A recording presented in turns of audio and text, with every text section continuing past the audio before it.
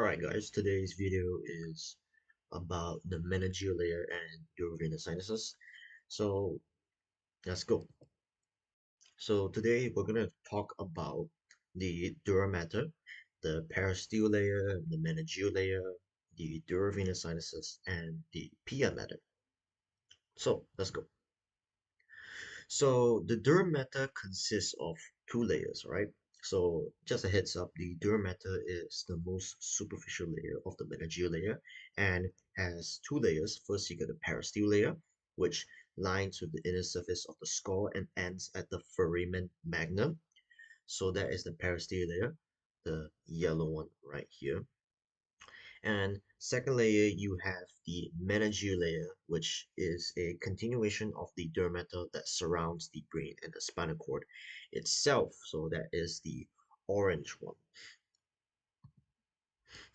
Oh, I forgot to say one thing, but actually, never mind, next slide.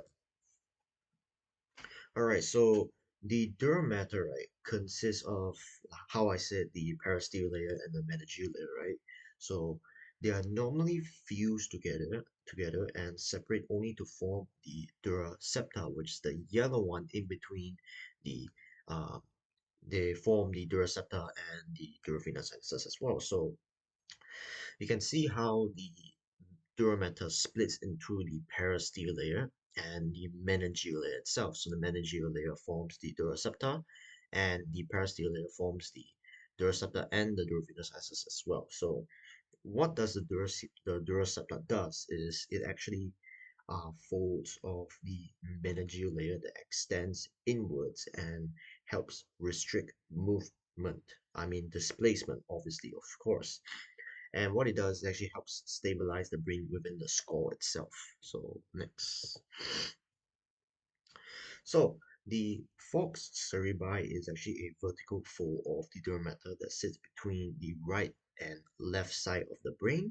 Now it actually starts itself at the crista galli and joins back at the tentorium cerebellum at the back as well. So you can see from his side, you actually can see the falx cerebri there. That is the crystal ganglia right there at the sphenoid bone, and it extends all the way at the back of the tentorium cerebelli, which is also a fold of the dura mater as well. So if you see on top, the superior sagittal sinus runs above the falx cerebri, and the inferior sagittal sinus runs below the falx cerebri. So the overall function for the falx cerebri, right, is actually to help stop the brain from moving too much inside the skull. So it kind of acts as a stabilizer as well.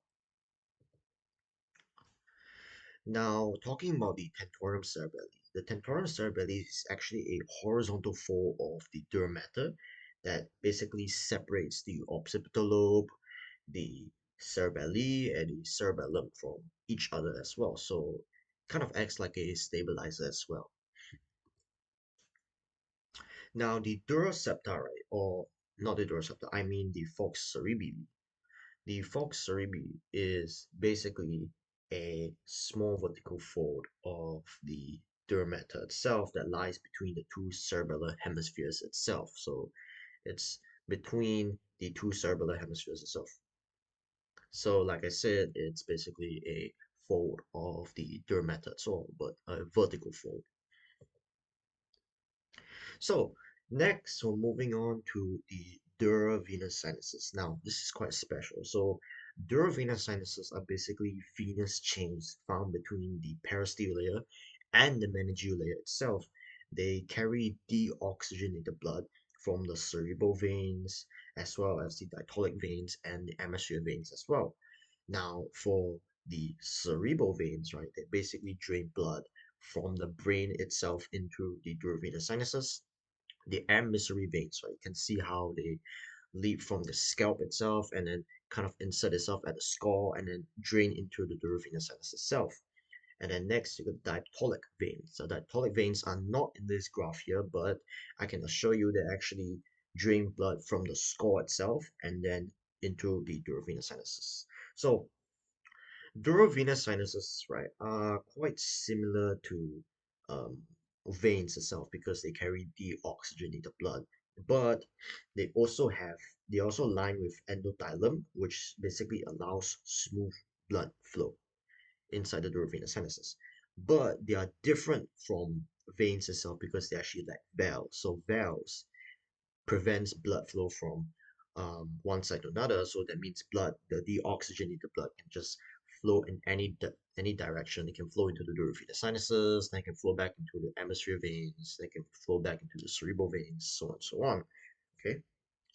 So why this happens is actually because they lack valves and a tunicum media. So tunicum media is basically they cannot dilate or constrict their veins itself, meaning they're always rigid. So they cannot expand, they cannot contract, they cannot shorten all of this kind of movement. They're always in like a rigid form. They are always open. They are one fixed item.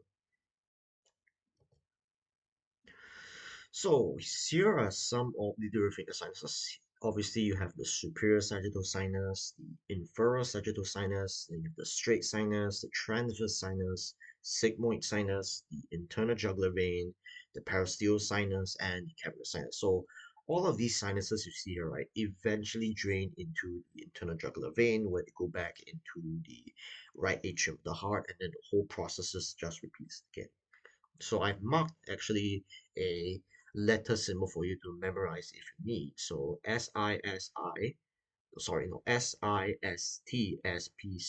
So S refers to superior sagittal sinus, inferior sagittal sinus, which is the I, the straight sinus, which is the S, transverse sinus, which is the T, sigmoid sinus, which is the S, the peristeal sinus, which is the P, the cavernous sinus, which is the C, and then lastly, you have the internal jugular vein, which is the very last one where all of these sinuses eventually drain into.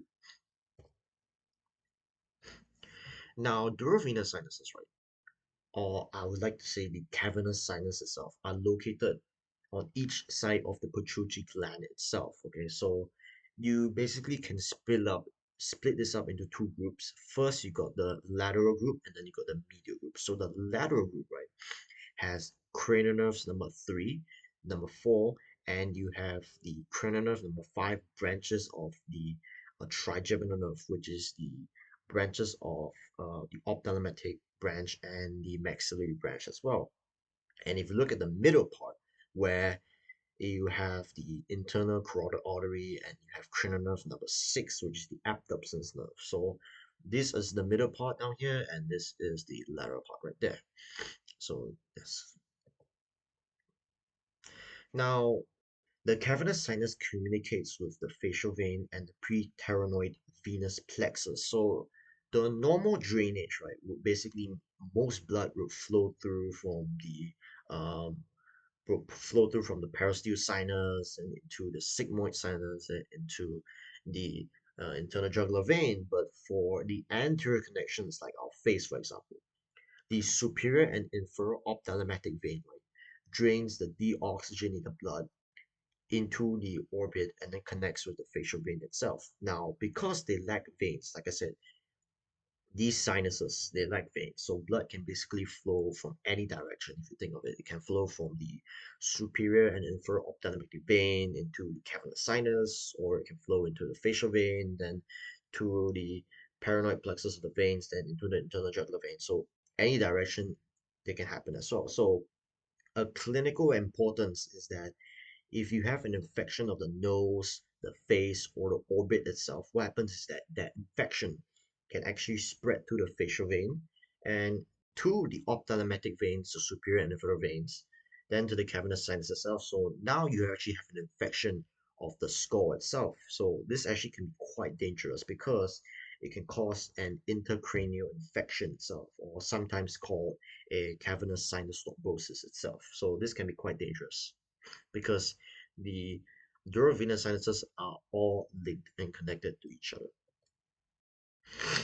So we now know, the circulatory system, obviously. So the circulatory system of the brain is quite cool, to be honest. Okay, so the brain obviously needs oxygen, which the heart is going to pump oxygenated blood to through the internal carotid arteries and the vertebral basal arteries itself. Okay, so These arteries are going to branch into the main cerebral arteries itself. I'm talking about the superior cerebral arteries, the middle cerebral arteries, and the posterior cerebral arteries itself. So these arteries, like I said and mentioned, are actually going to branch further into the arterioles, which basically supply the capillaries itself. And the blood is going to eventually go into the capillaries and then into the brain. But the brain actually has a unique type of barrier. We call it the BBB, or the brain blood barrier. What this means actually only allows or only controls what substance can actually pass from the blood to the brain itself.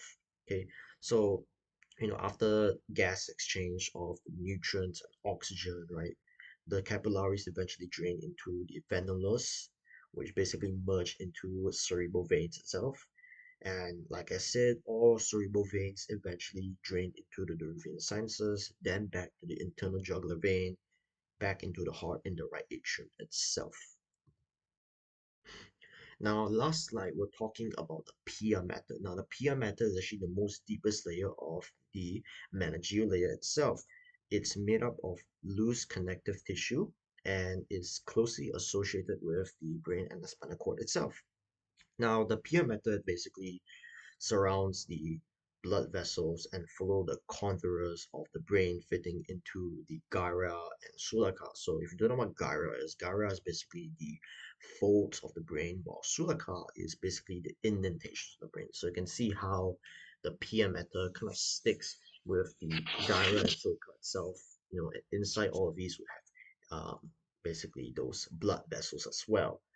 And that is it for the durovenous sinuses and the meningeal layers. I hope you enjoyed this video. Like and subscribe. See you next time.